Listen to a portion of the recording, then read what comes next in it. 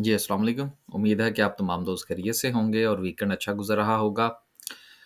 जुम्मे वाले दिन मार्केट की क्लोजिंग 680 पॉइंट्स जो हैं वो पॉज़िटिव में रही। लेकिन एक वक़्त में बहरहाल मार्केट में थोड़ा-सा उतार-चढ़ाव जो है वो हमें देखने को मिला। अगर जुम्मे वाले दिन के पूरे दिन का आप जायज़ा लें तो ये 2 मेजर जो डिप्स हैं, वो मार्केट में आती हुई नज़र आईं और मार्केट जो थी वो 65,600 तक भी गई। ये जो मार्केट का लो है 65,600 का। मार्केट ने क्लोजिंग जो दी है वो 66,130 पर दी है। तो ये लगभग तकरीबन कोई साढ़े 600 से 700 पॉइंट्स का जो है वो हमें फ़र्क नज़र आता है। देखिए मार्केट में मुख्तलिफ़ किस्म की जो ख़बरें हैं वो इम्पैक्ट क्रिएट करती हैं और आपको याद होगा कि जब से मार्केट का की ये जो बेहतर मूव बनी है, उसमें आईएमएफ का यकीनन जो किरदार है वो बहुत अहम है। लेकिन इसके साथ-साथ पाकिस्तान में पॉलिटिकल स्टेबिलिटी बहुत ज़रूरी है। और इन दिनों मैंने इस मौज़ू पर एक वीडियो भी बनाई थी जिसमें मैंने पाकिस्तान के जो मौजूदा हालात हैं, ख़ास तौर पर इलेक्शन के हवाले से उस पर भी मैंने बात करने की कोशिश की और इसके साथ दीगर जो उतार-चढ़ाव है उस पर भी हम बात करते रहते हैं। तो आपने अगर स्टॉक मार्केट में एक अच्छा इन्वेस्टमेंट कर रखी है और आप ये चाहते हैं कि आपको आउटपुट भी अच्छा मिले, तो सिर्फ मार्केट की खबरों पर ये नज़र नहीं रखनी कि कौन-सा शेयर जो है वो कितना डिविडेंड दे रहा है और वो क्या कर रहा है। जो मेजर पार्टनर्स हैं मार्केट को चलाने वाले, वो पॉलिटिकल स्टेबिलिटी है, इकोनॉमिकल स्टेबिलिटी है पाकिस्तान में। अगर मुल्की सतह पर हालात जो हैं वो थोड़े से ख़राब होंगे, कोई खबर आ जाती है, तो सर मार्केट जो है उसको नीचे जाने में 1 मिनट नहीं लगेगा। जिस तरह से आप ये 2 डिप्स जो हैं ये एक ही दिन में क्यों आई हैं? आप उस दिन की खबरें उठाकर देख लीजिए, आपको पता लग जाएगा कि क्या सूरत-ए-हाल है।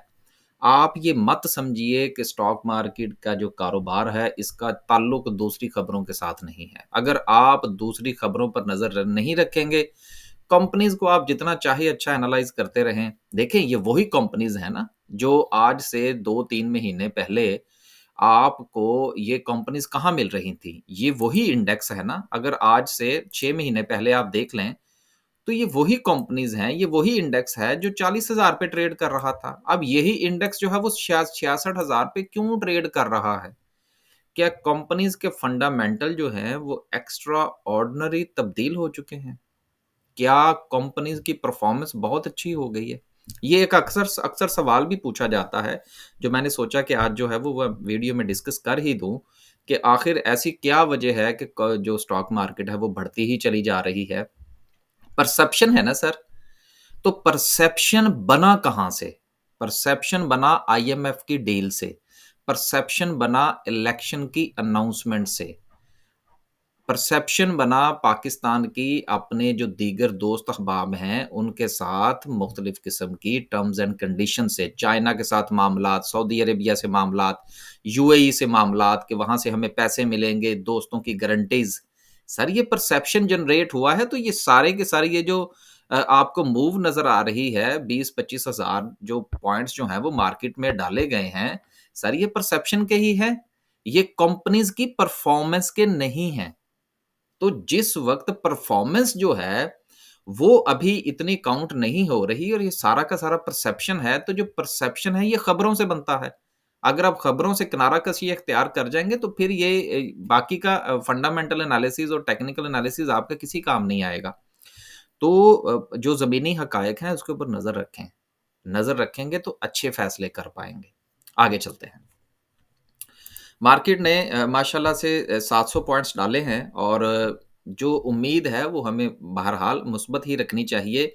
जो कुछ 1-2 हालात ख़राब होने वाली ख़बरें थीं, वक़्ती तौर पर तो लगता है कि वो मामलात रिज़ॉल्व हो गए हैं। बाकी आगे क्या होता है, कल कोई नई नई ख़बर आ जाती है, तो इसके हवाले से भी कुछ नहीं कहा जा सकता। 700 पॉइंट्स के इज़ाफ़े के साथ अगर हम सर्किट ब्रेकर की बात करें, तो जुमे वाले दिन भी माशाल्लाह से 16 कंपनीज़ जो हैं, वो हमें अपर कैप होती हुई नज़र आईं, जिनमें ट्रीट के हवाले से मैंने जो थी वो पहले बात कर दी थी कि ये ट्रीट बैटरीज़ और ट्रीट मुदारबा ये क्या मामलात हैं। अब जिनकी इसमें जो है वो पोज़ीशन बन चुकी है, बड़ी अच्छी बात है। जिन्होंने नहीं बनाई तो कोई बात नहीं। इसमें ज़्यादा जो है वो परेशानी वाला सिलसिला नहीं करना कि अब आप इसके पीछे भागते फिरें और बाकी सारी चीज़ों को छोड़ दें। एनालिसिस करें, इंशाल्लाह कुछ और चीज़ें भी मिल जाएँगी। पीआईए भी अपर कैप हुआ। अब पीआईए का सिलसिला जो है ना, ये बड़ी तेज़ी के साथ पाया तकमील को पहुँच रहा है। पीआईए के हवाले से और अटक रिफाइनरी के हवाले से मैंने स्पेशली जो थी वो बात कर दी थी वीडियो के अंदर। लेकिन एक खबर और है, और इसमें पाकिस्तान नेशनल शिपिंग कॉर्पोरेशन भी शामिल था, पीटीसी भी शामिल था। तो इसके हवाले से तफ़सीलन बात हो चुकी है इन 3-4 शेयर्स के हवाले से। 1-2 खबरें हैं वो मैं इसमें शामिल करता चलूँ। एक खबर जो है वो तो डायरेक्टली जो है वो पीआईए के हवाले से है कि पीआईए को प्राइवेटाइज़ करने के लिए मामलात जो हैं वो बहुत तेज़ कर दिए गए हैं, और मुझे ये लगता है, देखिए अब ये जो बात मैं करने लगा हूँ ये मेरे पास खबर नहीं है। बेसिकली जो एनालिसिस है वो क्या होता है, आपके पास एक खबर आती है, आपके पास दूसरी खबर आती है, आपके पास तीसरी खबर आती है। अब वो तीनों मुख्तलिफ खबरें होती हैं, लेकिन आप उन तीनों मुख्तलिफ खबरों को पढ़ते हैं, उसमें से क्रक्स निकालने की कोशिश करते हैं, फिर उन तीनों खबरों को आपस में जोड़ते हैं और अपना जो है वो एक एनालिसिस बनाते हैं। अब ये जो मैं बात करने लगा हूँ, ये मेरा एक एनालिसिस है इन तमाम खबरों की बुनियाद पर। मुझे ये लगता है कि फरवरी की 8 तारीख से पहले-पहले ये पीआईए को प्राइवेटाइज़ कर देंगे। ये मेरी एक जो है, ये मेरा एक एनालिसिस है। जितनी तेज़ी के साथ ये भाग रहे हैं, मेरा ख़्याल है कि ये पीआईए को जान छुड़ा के नई गवर्नमेंट को जो है वो एक प्राइवेट पीआईए देकर जाएँगे। ये जो हमारी इस वक़्त ये निगरान गवर्नमेंट है। अब निगरान गवर्नमेंट के हवाले से मेरी क्या राय है, इस पर इंशाल्लाह एक अलग से वीलॉग करेंगे और उसमें हम डिस्कस करने की कोशिश करेंगे कि पाकिस्तान के पॉलिटिकली हालात अगर डिस्टेबलाइज़ होने की कोशिश होती है, तो उसमें हमारी इन निगरान गवर्नमेंट का कितना किरदार हो सकता है। इस पर इंशाल्लाह हम अलग से बात करेंगे। लेकिन बहरहाल मार्केट पॉइंट ऑफ व्यू से पीआईए के लिए अच्छी खबर है, हालात और मामलात तेज़ी की तरफ जा रहे हैं।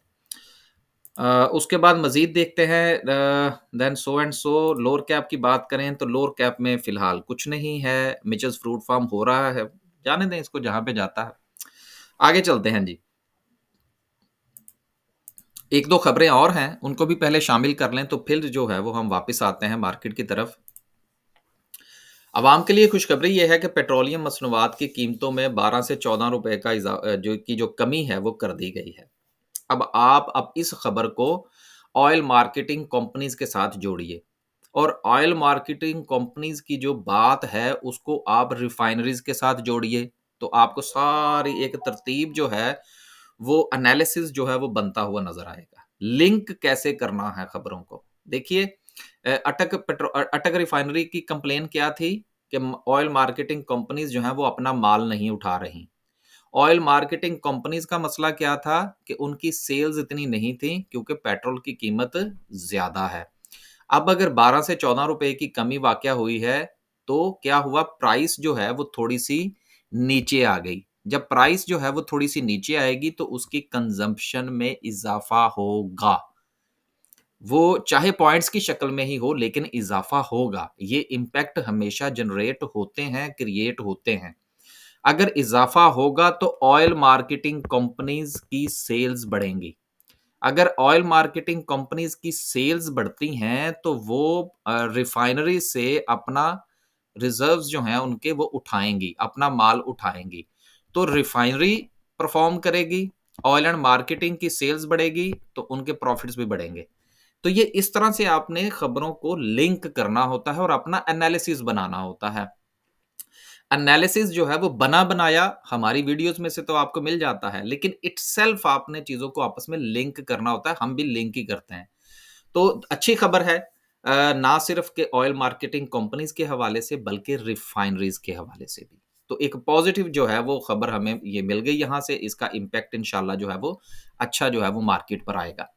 आगे चलते हैं जी और ओवरऑल जायज़ा लेते हैं, तो सबसे ज़्यादा ऑयल एंड गैस है, उसने 160 पॉइंट्स डाले जुम्मे वाले दिन, फिर फर्टिलाइज़र सेक्टर है, देन कमर्शियल बैंक्स हैं, फिर पावर जनरेशन है, ऑटोमोबाइल्स हैं एंड सो तमाम सेक्टर्स जो हैं वो हमें परफ़ॉर्म करते हुए नज़र आए। लेकिन उस 650 पॉइंट्स की डिप के बाद, ये भी आप ज़हन में रखिएगा कि 650 पॉइंट्स जो थे वो ऊपर-नीचे क्यों हुए?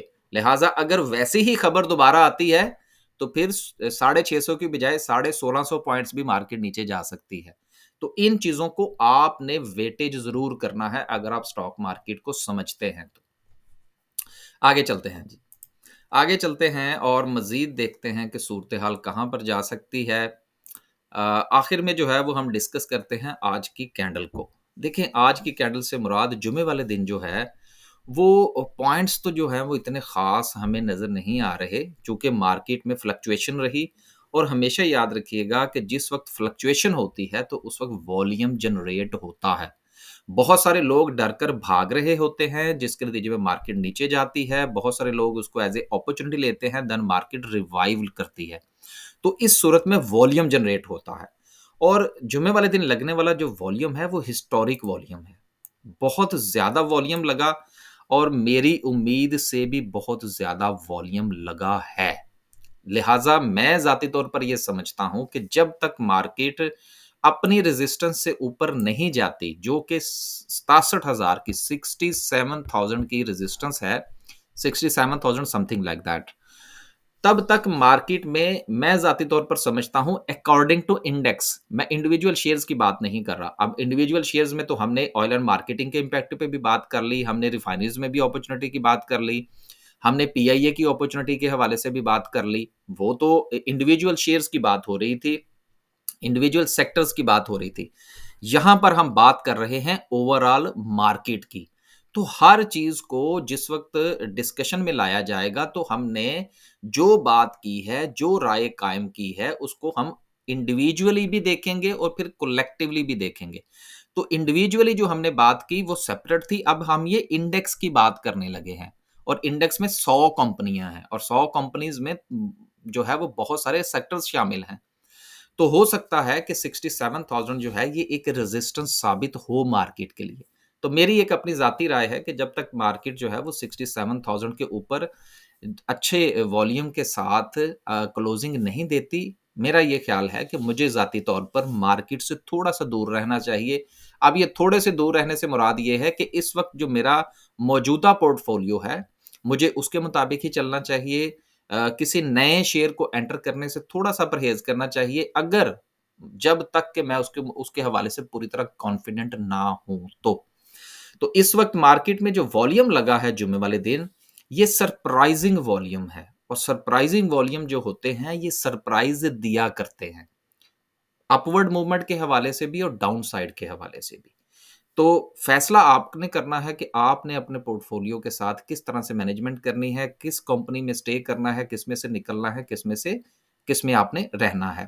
केएमआई 30 के हवाले से भी कुछ तब्दीलियाँ हैं, उस पर भी मैंने वीडियो बना दी है, आप वो देख लीजिएगा। मंडे वाले दिन बहरहाल मार्केट के हवाले से पॉज़िटिव खबरें जो हैं वो मौजूद हैं। अभी फ़िलहाल जो नेगेटिव खबरें थी वो दम तोड़ चुकी हैं। इंशाल्लाह मंडे वाले दिन मार्केट जो है वो परफ़ॉर्म कर सकती है, पॉज़िटिव रह सकती है। लेकिन वॉल्यूम लगने वाला जो था जुमे वाले दिन वो एक्स्ट्रा ऑर्डिनरी था, सरप्राइज़िंग वॉल्यूम था, इसको आप ज़रूर ज़हन में रखिएगा। अब तक के लिए सिर्फ़ इतना ही। इंशाल्लाह एक नई वीडियो के साथ हाज़िर होंगे। हमारा ट्रेनिंग सेशन जो था वो इस सैटरडे को हुआ, जो कि दूसरा ट्रेनिंग सेशन था माशाल्लाह सक्सेसफुली। अभी फ़िलहाल मज़ीद जो है वो कोई ट्रेनिंग सेशन हमारा स्केड्यूल नहीं है। जैसे ही कोई स्केड्यूल होगा तो इंशाल्लाह हम वीडियो में अनाउंस कर देंगे। आने वाला जो हमारा ट्रेनिंग सेशन होगा वो हमारी कोशिश ये होगी कि वो होगा स्टॉक मार्केट को लर्निंग के पॉइंट ऑफ व्यू से बिगिनर्स के लिए, कि जिनको बिल्कुल नहीं पता कि स्टॉक मार्केट क्या होती है, तो वो ट्रेनिंग सेशन हम शुरू करेंगे what is share, what is the stock market. वहाँ से हम शुरू करेंगे और फिर उसको लेकर जाएँगे टेक्निकल और फंडामेंटल एनालिसिस तक कि हाउ टू ट्रेड। तो उसमें हम तमाम जितने भी पहलू हैं वो उनको हम जो है वो कवर करने की कोशिश करेंगे। वो ट्रेनिंग सेशन जो है वो 4 वीक्स का होगा, 1 डे अ वीक होगा, 4 वीकेंड्स पर मुश्तमिल होगा। एक अच्छा कोर्स और लंबा बड़ा कोर्स जो है वो इंशाल्लाह बनाएँगे ताकि वो लोग जो है मुस्तफ़ीद हो सकें, जिनको स्टॉक मार्केट के हवाले से कोई ख़ास अता-पता नहीं है, लेकिन वो मार्केट में काम करना चाहते हैं। मार्केट में जो है आखिर में एक चीज़ जो है वो मैं और बताता चलूँ कि मार्केट जो है वो अब आप ये देखिए कि अपनी रेज़िस्टेंस के करीब, जो कि इसने रेज़िस्टेंस जनरेट की है, उसके करीब रुकती हुई नज़र आ रही है। अगर आप 58,000 का लेवल देखें, तो वहाँ पर भी सूरत-ए-हाल कुछ मिलती-जुलती सी थी।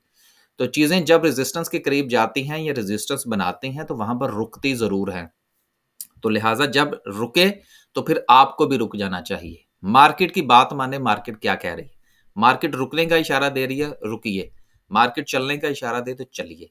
इंशाल्लाह मार्केट से आप कुछ कमा कर ही जाएँगे, परेशान नहीं होंगे। अब तक के लिए सिर्फ़ इतना ही। अल्लाह हाफ़िज़।